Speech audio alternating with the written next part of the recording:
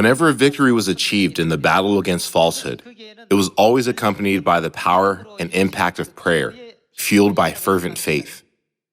Let's see this in 1 Kings chapter 18. Chapter 18, verse 36.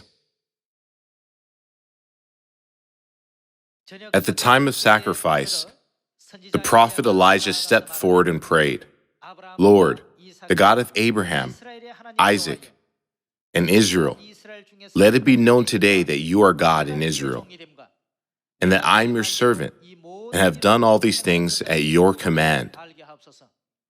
Answer me, Lord, answer me, so these people will know that you, Lord, are God, and that you are turning their hearts back again."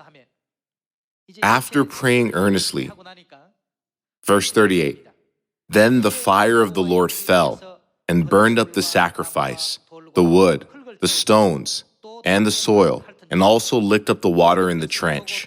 When all the people saw this, they fell prostrate and cried, "The Lord, He is God. The Lord, He is God."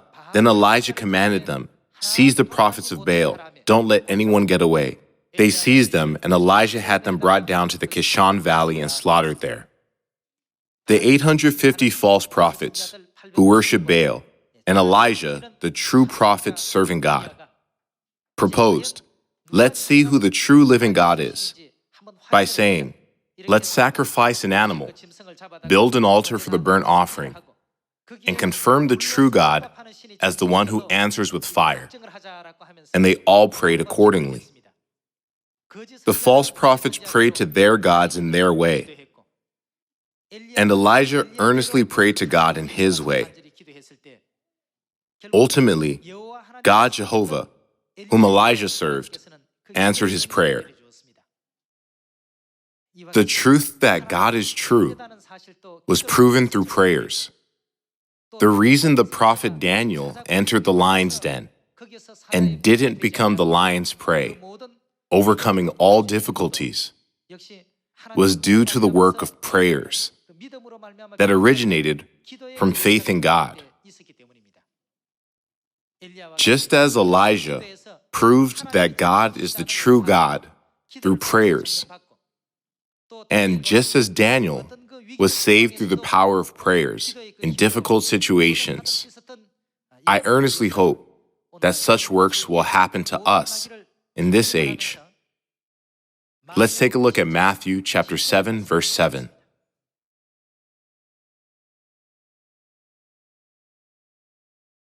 Ask, and it will be given to you. Who will give it to us?